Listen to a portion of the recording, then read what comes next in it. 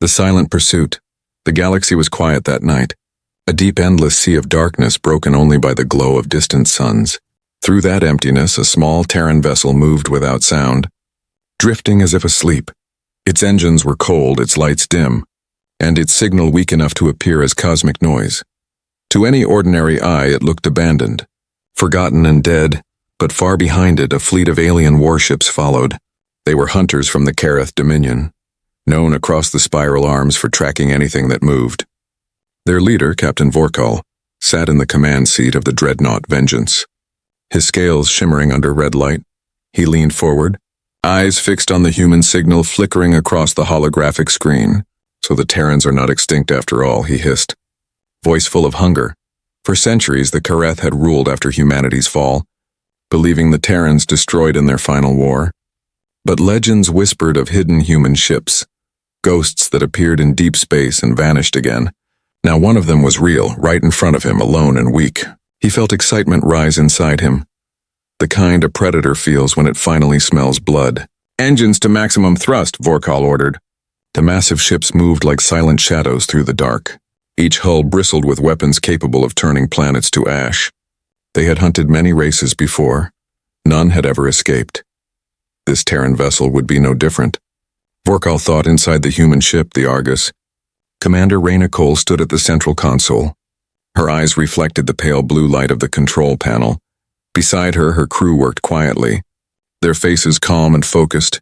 They knew they were being followed, and yet none of them spoke of fear. The sound of soft beeping filled the control deck as the ship's AI tracked the Kareth signals. "They're closing in," said Lieutenant Darius. His tone steady, Reyna nodded slowly. "Good," she whispered. "Let them come." The Argus was small, yes, but it was not defenseless. Its quiet hull hid technology unseen by alien eyes for 100 years. Humanity had learned to survive not by running, but by evolving. Their weapons no longer fired bright plasma or missiles that screamed through space. They hunted differently now. With silence, precision, and intelligence, this mission was never about running. It was about observing the hunters. And when the time came, it would be about striking back. The Kareth fleet moved into attack formation. From the Vengeance, Vorkal watched the human ship drift, showing no signs of movement. "Pathetic," he spat. "Prepare torpedoes. Let's finish this." His crew obeyed, dozens of energy warheads armed and locked. The void shuddered as the first volley launched. Cutting across the stars like red spears, they hit the human ship dead on. Fire erupted across its hull and then nothing. The ship vanished, not exploded, not destroyed, just gone. Confusion spread through the alien command decks. "Sir?" The target disappeared from sensors, one officer stammered. Vorkal's claws scraped against the metal armrest. "What do you mean, disappeared?" Before the officer could answer, the lights flickered, and one by one screens went dark. The navigation systems failed, and every Kareth engine shut down at once. The fleet was blind, drifting, trapped in the void. A cold human voice echoed through every ship at once. "Hunters of Kareth," it said, calm and merciless. "You have entered restricted space." Vorkal froze. His blood running cold, that voice, it came from inside their systems. From inside their ships, he stared at the main screen, which now displayed a single symbol, a white circle crossed by 3 lines, the old insignia of the Terran Defense Fleet. "How?" He whispered, "How is this possible?" On the bridge of the Argus, Commander Reyna watched the alien fleet drift helplessly. Her lips curved into a thin smile. "Phase cloak stable," said Darius, checking the readings. "EMP web deployed," another crew member confirmed. Reyna leaned back in her chair, eyes never leaving the flickering hologram of the trapped fleet. "They thought they were chasing prey," she murmured. "But they were walking into our field." For years, humanity had remained silent, rebuilding in hidden colonies far beyond the galactic rim. They had learned from their mistakes, grown stronger, and waited. Every alien race believed humans were gone, destroyed by their own wars. But they were wrong, terribly wrong. Humanity had returned, patient and unseen, watching those who once hunted them.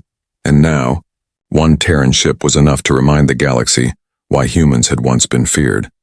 Inside the alien dreadnought, alarms blared as systems continued to die. Vorkal's officers shouted, panicked, but he sat in silence, staring at the dead stars outside. Then the human voice came again, colder than before. You chased a Terran ship across the stars, it said, but now, the hunt is over. And before the alien captain could respond, the stars around him began to move. They weren't stars at all, they were ships.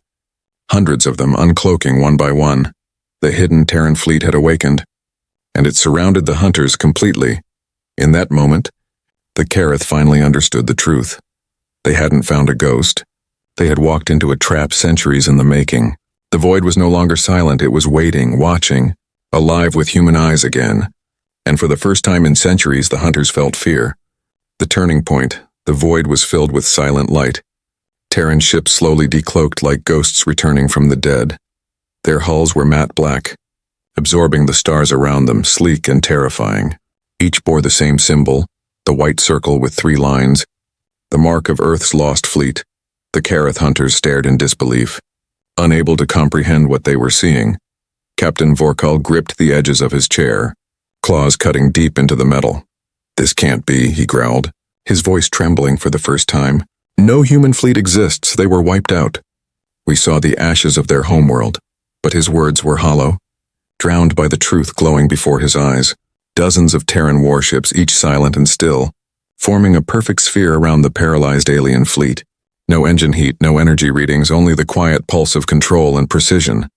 They were not there by accident, they were waiting on the command deck of the Argus. Commander Reyna Cole watched every Careth ship float helplessly. Her crew worked in calm silence, every movement deliberate and practiced. "Status?" she asked quietly, her voice a low anchor in the storm. "EMP field stable," Darius replied. "The Dominion ships are completely blind." Another officer turned from her console. "We have access to their data cores, Commander." Reyna's eyes narrowed slightly. "Begin extraction." The screens flickered as lines of alien code streamed across them. Every secret the Careth Dominion held, their fleet routes, colonies and war archives, was being pulled out. The Argus had not just escaped the hunters, it was dismantling their empire one signal at a time. Reyna stood still, watching the data flow like light over water. To her, this wasn't vengeance. It was balance in the deep corners of her mind. She remembered what humanity had suffered. She had grown up in the aftermath of the fall, when humans fled across the void, hunted by those who feared them. Her parents were engineers on one of the hidden outposts beyond the Galactic rim. They taught her a lesson that echoed now. Humanity doesn't die. It adapts. And tonight, that truth was speaking louder than any weapon. Back in the alien dreadnought, chaos reigned. "Reboot systems. Restore power," officers shouted. Nothing responded. Every control was dead, every signal blocked. Vorkal's rage turned to panic, then to something colder. Realization. He turned to his second-in-command, eyes wide. "They're not fighting us," he whispered. "They're studying us." A shiver passed through the entire bridge. No one spoke after that. From her seat on the Argus, Reyna watched the alien fleet drift further apart. Their formation was breaking down, their fear spreading faster than light. She opened a comm channel and broadcast across all frequencies. "This is Commander Reyna Cole of the Terran Defense Fleet," she said. Her voice carried no anger. "Only control. For centuries you hunted us, believing we were gone. Now you stand surrounded, powerless, and seen." The message echoed through every Careth ship. Some officers froze, others bowed their heads. Vorkal stared at the image of the human commander on his display. Her calmness terrified him more than any weapon could. "What do you want?" he finally asked, his voice a low growl. Reyna looked at him through the screen, eyes sharp as stars. "Nothing," she replied. "We only wanted you to remember." For a long moment, silence filled the space between them. Then from the Terran formation, a single light blinked. The Argus began to move, turning slowly. The other Terran ships mirrored the motion, their patterns shifting with perfect grace. It was like watching a storm form in slow motion. Every alien officer could feel it, the shift, the weight of inevitability. Something massive was about to happen. "Commander," Darius said quietly, "they're trying to arm their weapons manually." Reyna didn't blink. "They won't succeed," she said. "Engage counterfield." The Argus pulsed with invisible energy, and across the Careth fleet, every remaining weapon melted down in silence. Panels sparked, decks caught fire, and terrified crews screamed into the void. But the Terran fleet did not fire a single shot. They only watched, patient and unshaken, like wolves surrounding a broken prey, deciding whether to kill or to let live. For the first time, the galaxy's predators understood what it meant to be powerless. They had mocked humanity's weakness, laughed at Earth's ashes, but now they saw the truth. Humans had never disappeared. They had evolved into something else, something that didn't need to roar to be feared, something that hunted in silence and struck only when it chose. Vorkal lowered his head, his voice shaking. "Terran Commander," he said, "what happens now?" Reyna's answer came like ice. "You will go home," she said, "and tell your kind the truth, that the stars are no longer yours to hunt." Then, the human fleet began to vanish again, one ship after another fading into the dark. No light, no sound, only shadows. Within minutes, the void was empty again except for broken Karath ships drifting in silence. On the bridge of the Argus, Reyna closed her eyes. "Mission complete," she said softly. Her crew exhaled for the first time, the tension melting away, but beneath her calm face, a quiet thought echoed. This was only the beginning. The galaxy would wake up soon, terrified, questioning, watching, and humanity, hidden yet everywhere, would be ready because tonight the hunters had been humbled, and the legend of Earth had been reborn. The message in the void. The wreckage of the Karath fleet drifted slowly through the endless dark. Fires burned without air, flickering like dying stars. Broken hulls spun in silence, reflecting the cold light of distant suns. What had been a mighty hunting armada was now only debris, scattered and humiliated inside the flagship Vengeance. Captain Vorkal sat motionless, staring at the darkened screens. His crew whispered in fear, unwilling to speak too loudly, as if afraid the Terrans still listened. The Terran ships had vanished hours ago, but the weight of their presence lingered. Every shadow, every flicker of static felt like human eyes watching from the dark. He could still hear that calm human voice echoing in his mind. "You will go home, and tell your kind the truth." The Dominion would not believe him. He knew that they would call it impossible, say he had gone mad. But the data logs were clear. Energy readings, signal traces, weapon failures, everything was real. He touched the screen with a trembling claw. "They're back," he whispered. "The Terrans are back, far beyond the ruins." Deep within the nebula fields, the Argus moved in silence. It had gone fully dark again, hidden under layers of cloaking and distortion. Inside, the crew rested, though none truly slept. Commander Reyna Cole stood alone at the observation deck, watching the drifting wrecks fade into distance. "They'll tell their empire," Darius said softly behind her. Reyna nodded without turning. "That's what we want." Every part of this mission was planned, not for destruction, but for fear. A fear that would spread faster than any weapon ever could. Humanity had learned that fear could shatter armies without firing a single shot. They had seen it once in their own wars, and now they would use it across the stars. "Message transmitted," the AI reported, its voice calm and clear. Reyna's eyes flickered toward the console. "Good," she said. The message was encoded into the background radiation, hidden in the signal waves of dying stars. It was a warning, not just to the Karath, but to the entire galaxy. A whisper carried by light years. Humanity endures. Humanity remembers. Humanity returns. On the outer rim of the galaxy, a listening post from the Terran collective picked up the signal. Their operators tried to decode it, but it made no sense to them. The words were simple, but the power behind them was ancient. One officer trembled as he translated it. "The ghosts of Earth," he said quietly. "They speak again." That phrase spread across outposts and trading hubs within weeks. Merchants spoke of human ships appearing in the void and vanishing before pursuit. Miners swore they saw glowing symbols on asteroid walls, the mark of the Terran fleet. It was superstition to some, prophecy to others, but everyone began to watch the stars differently. Meanwhile, deep inside the hidden human sector known as the Obsidian Veil, massive shipyards hummed quietly under the glow of artificial suns. Thousands of engineers worked without rest. Titan-class dreadnoughts slept under scaffolds, each one named after lost cities: New York, Cairo, Osaka, Karachi, and at the center of it all stood the Atlas Prime, a ship so large it eclipsed moons. Reyna's report was transmitted directly to High Command. The Council of Earth, silent and shadowed, gathered to review it. An old admiral leaned forward, his silver eyes cold. "So the Karath took the bait," he said. Reyna's voice echoed through the hollow feed. "Yes, Admiral, they fell for it completely." He nodded slowly.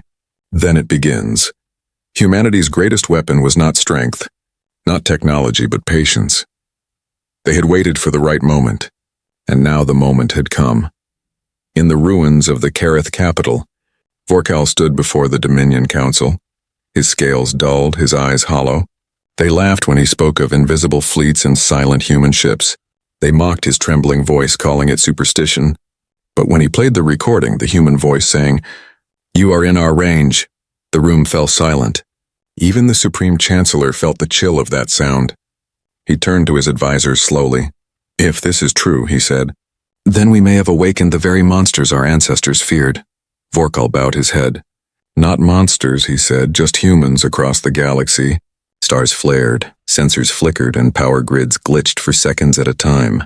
Each pulse carried the same hidden code, the Terran symbol, faint but deliberate. Planets that had forgotten Earth began to whisper again, stories of the species that never surrendered, that turned extinction into evolution. Children asked their elders if humans were real, and the elders whispered, "Pray they stay in the dark." Back aboard the Argus, Reyna watched the growing transmissions with quiet satisfaction. Darius smiled slightly. "They're spreading the message faster than we ever could." Reyna turned away from the screen, her face unreadable. "They'll fear us now," she said, "and in fear, they'll show their true nature." Outside, the stars stretched like rivers of light. The Terran fleet moved among them, unseen, patient, and waiting. Because humanity was not just back, it was preparing for something far greater.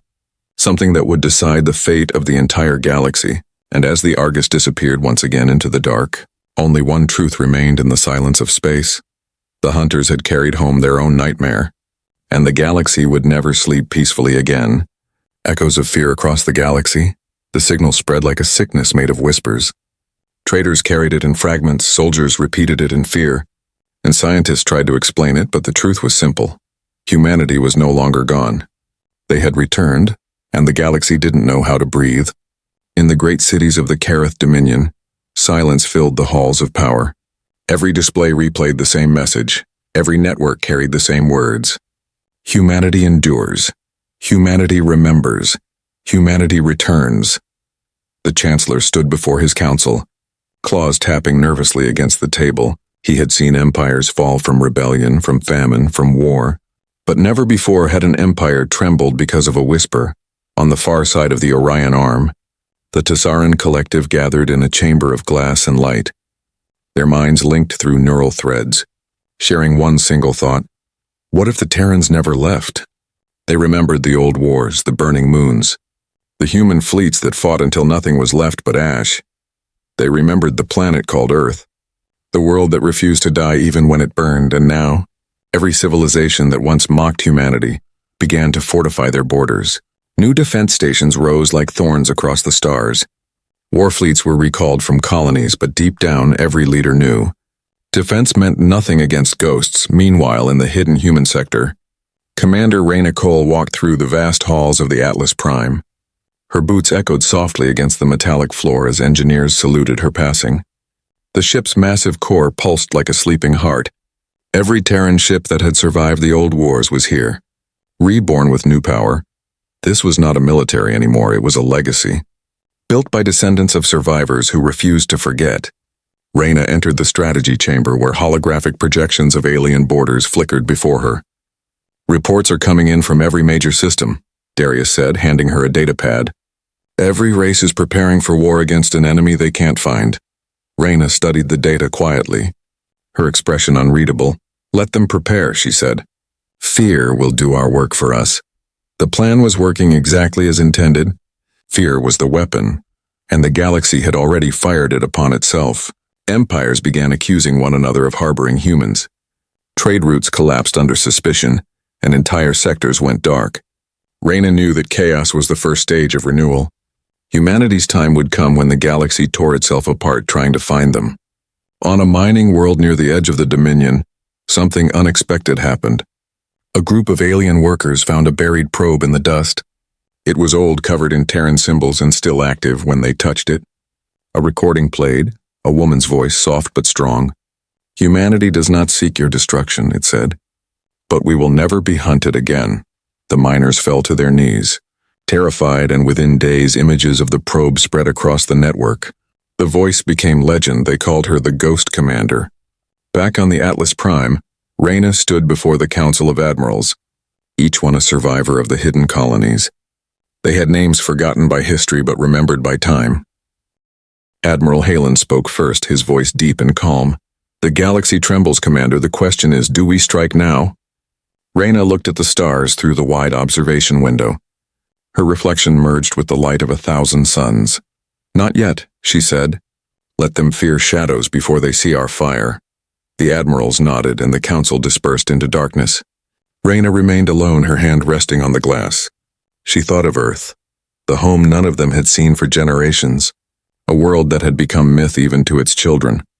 "Soon," she whispered, "they'll remember what humanity truly is." In the void beyond, small human scout ships moved unseen between nebulae.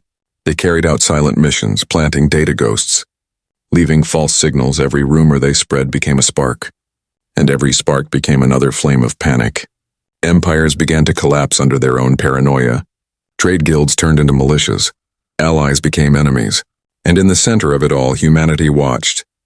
The galaxy had become its own hunter's trap. As the Argus slipped once again into hyperspace, Reyna gave her final order of the day. "Begin Phase 2, she said, her voice steady. Darius looked up from his console. "And Phase 2 is?" Reyna turned her gaze toward the stars. "Contact," she said. "It's time they see one of us again." The stars bent as the Argus vanished into the dark. And across the galaxy, millions of eyes turned upward. Because for the first time in centuries, humanity was no longer just a memory. It was movement, it was direction, it was destiny returning home. First contact reignited. The Argus glided through the dark between stars, its engines whispering through the void like a ghost's breath. Every system aboard hummed with life. Yet no sound escaped into the emptiness inside. The crew moved with quiet purpose, focused, calm and ready. For the first time in centuries, humanity was about to reveal itself to the galaxy. Commander Reyna Cole stood before the main viewport, hands behind her back, eyes locked on a distant blue world.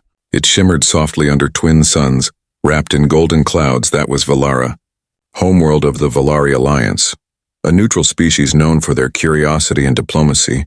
If there was ever a chance to test humanity's return without war, this was it. "Drop cloak," Reyna said quietly. Darius hesitated. "Ma'am, once we reveal ourselves..." "There's no going back." Reyna's gaze didn't waver. "Then let history begin." The black shimmer around the Argus faded, revealing the Terran vessel in full light. For the Valari, it was as if a myth had stepped out of legend. Sensors across their orbiting stations screamed in alarm.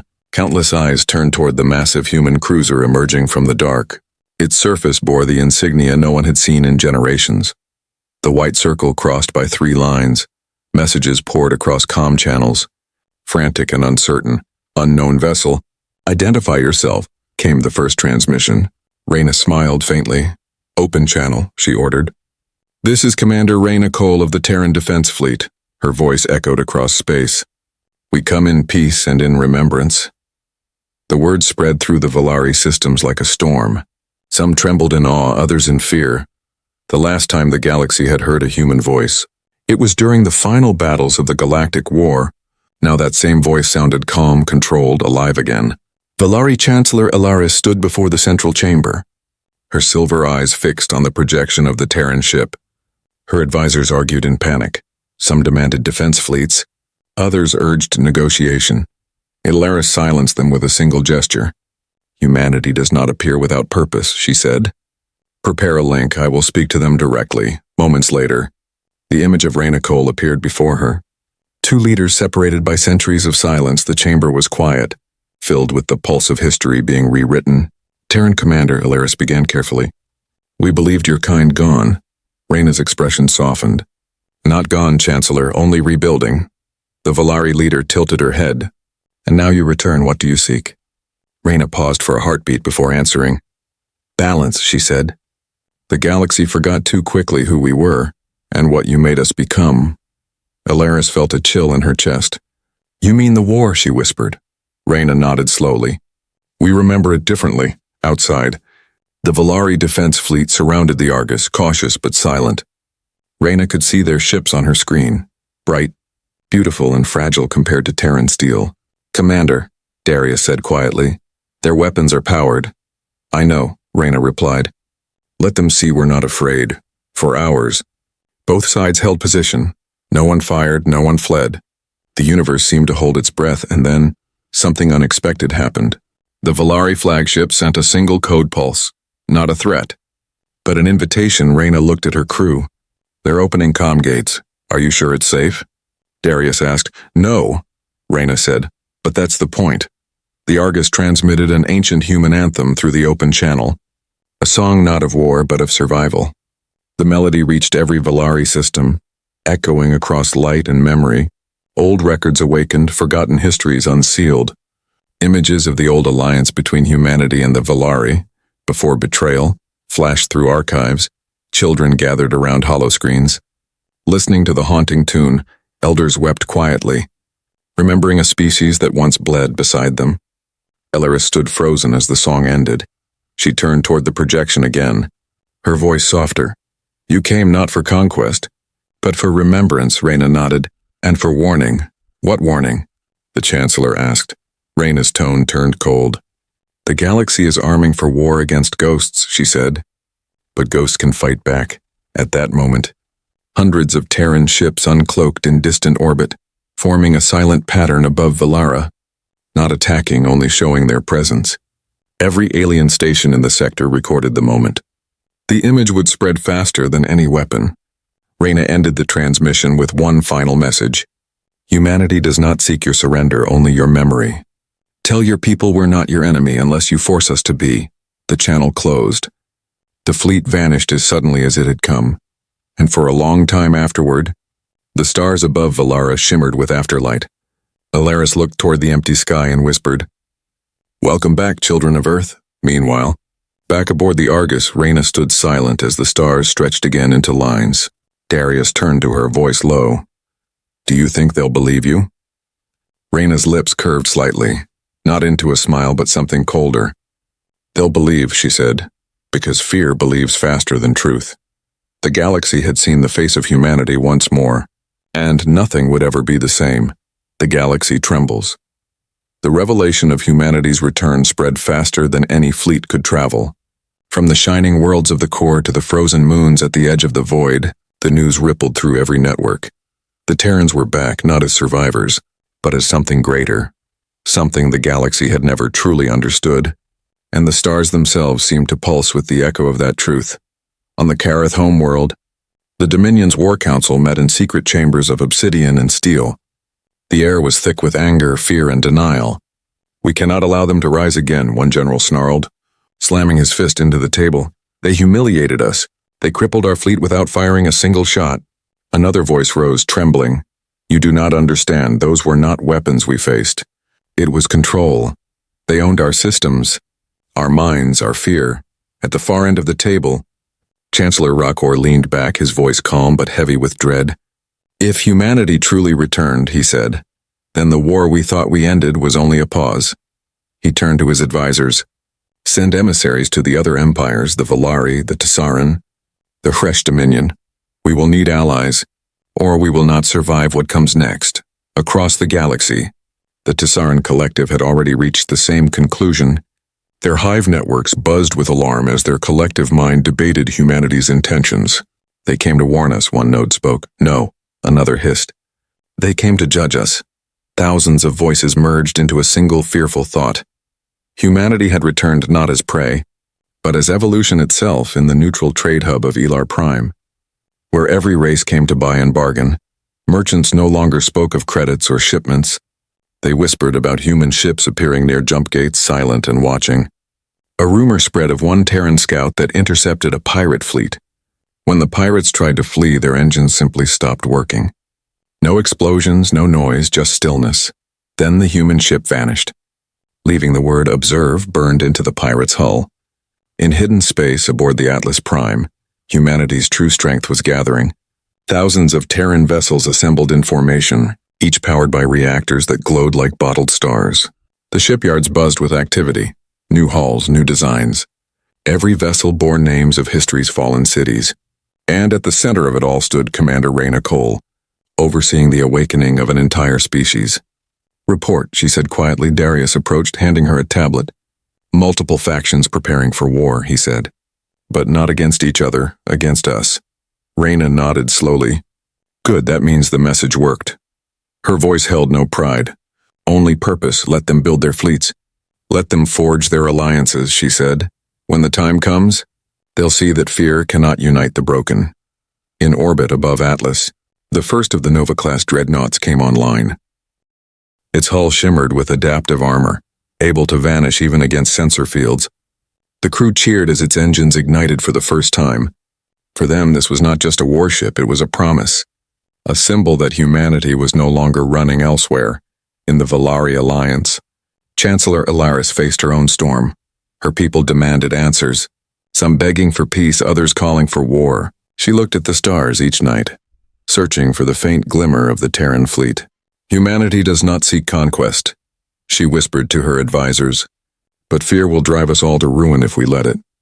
Against her council's wishes, she ordered the formation of a peace envoy, a mission to find the humans again, and to speak before the galaxy drowned in panic.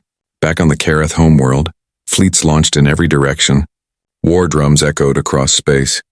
Old rivalries were forgotten as the Dominion gathered allies to face the ghosts of Earth. But even their combined strength would never match what waited beyond the veil. Inside the Argus, Reyna watched the spreading turmoil across a dozen holoscreens.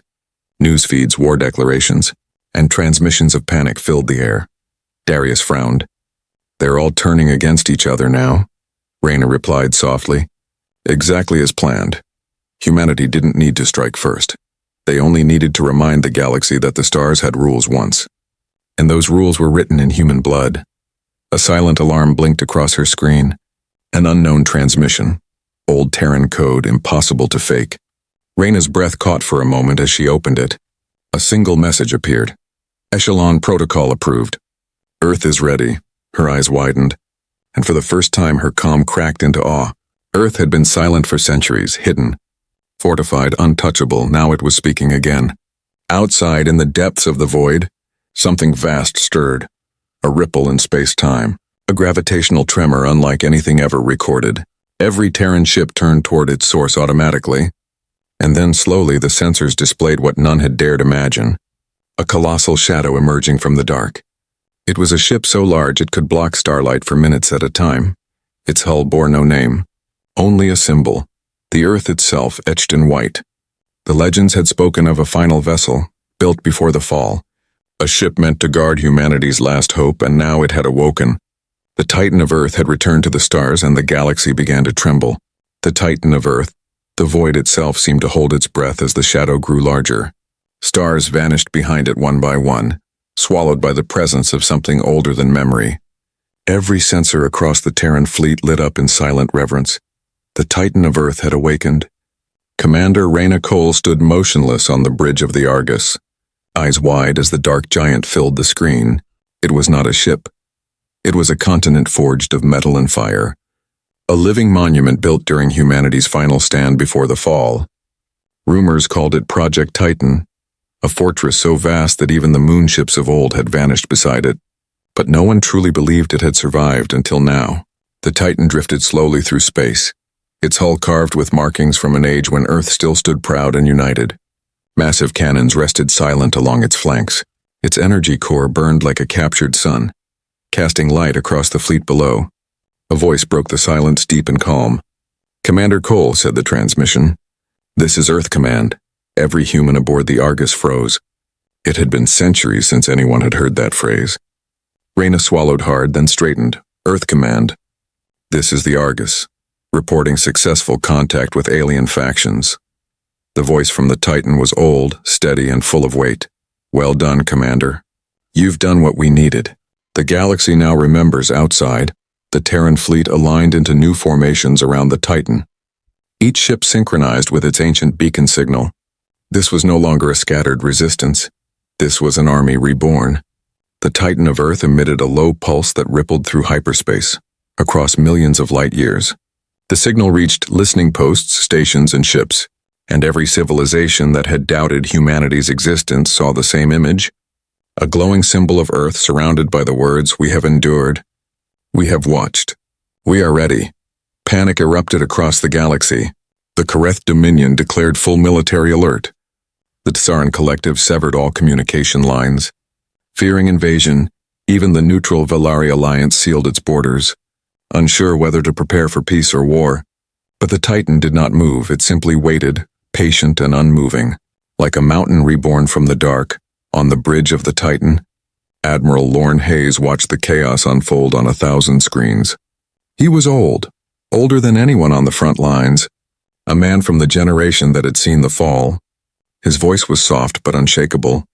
They hunted us once, he said to his officers, and they will try again. But this time the stars themselves remember who we are.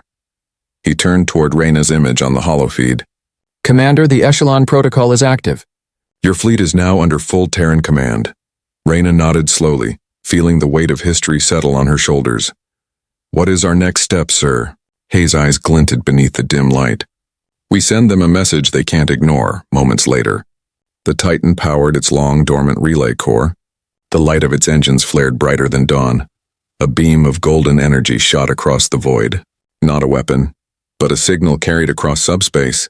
Woven into every frequency used by every race, it was not a threat. It was a reminder. The message spoke in every language known to the galaxy. This is Earth. We do not come as conquerors, nor as victims. We come as witnesses, as architects of what once was. We come to reclaim balance. The age of fear is over. The age of reckoning begins across the galaxy. Stations trembled as the message echoed through the dark. Some called it prophecy. Others called it the beginning of the end. But every leader, every soldier, every being who heard it felt the same chill. Humanity was not simply back. They were awakening something much older. The will to survive, the instinct to rise again no matter the odds. On the Argus, Darius whispered, "Sir, they'll unite against us now." Reyna smiled faintly. "Let them," she said. "The galaxy has forgotten what unity really means."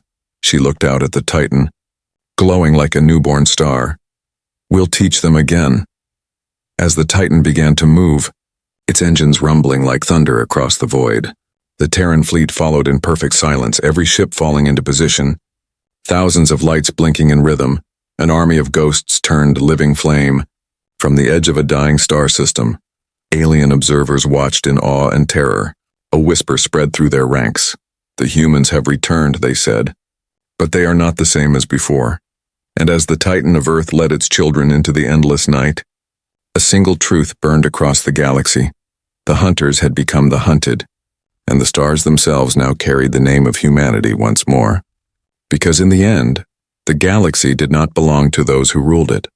It belonged to those who endured it. And no one endured like the children of Earth.